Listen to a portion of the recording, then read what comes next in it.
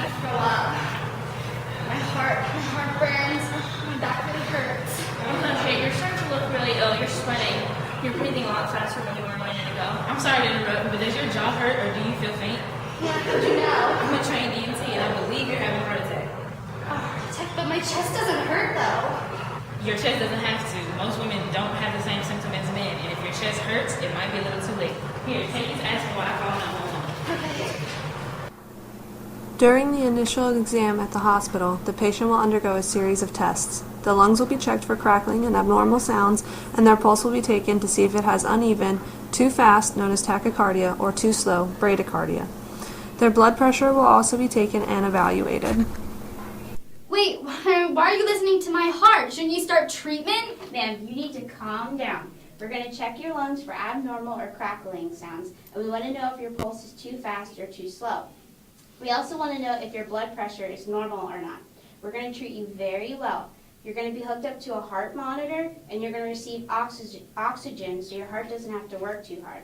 And we're going to have an IV in place to push fluids. Since you're not having any chest pain, we're not going to put you on any nitroglycerin. We're going to give you an echocardiogram to look at your heart for heart damage and run some blood tests to check for tissue damage.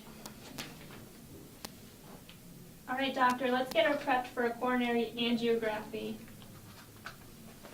What's a coronary angiography? Well, it's a test where we will use dye and x-rays to check the flow of blood through your heart.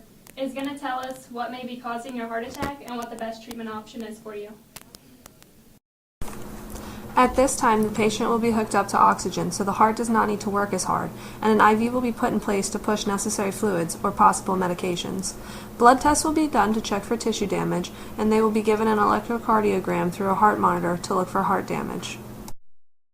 So you had a heart attack, and it was caused by atherosclerosis. I don't know what that means. It means that when plaque builds up in the coronary arteries, and it affects the blood flow of the heart. This can lead to oxygen deprivation to the myocardial or heart muscles, which is why a heart attack is also called a myocardial infarction. I don't understand why that happened to me though.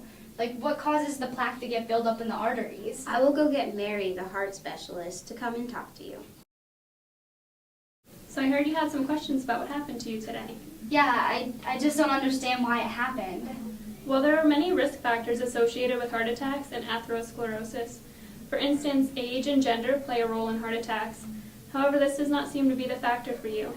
Typically, in a patient your age who comes in with a heart attack from atherosclerosis, we look at the individual's lifestyle. Are you a smoker, a drug user? Do you drink excessively? Do you eat a diet high in cholesterol or saturated fats? Do you work out? All these factors play a role in your condition.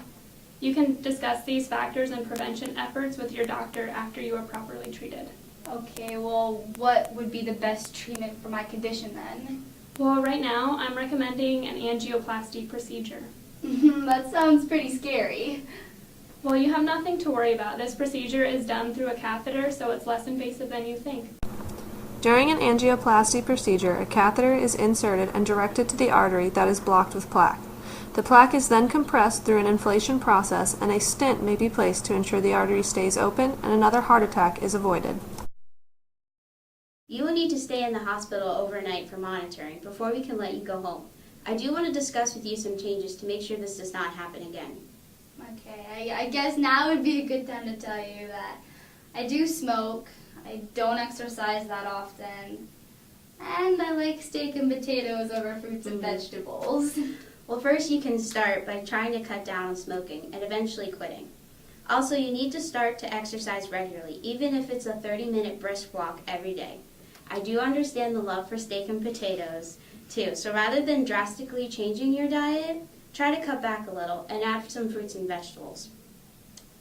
I also want to start you on a regular aspirin regimen to help you keep the plaque levels under control while you make these transitions. I guess I can do that. I definitely don't want this to happen again, so good.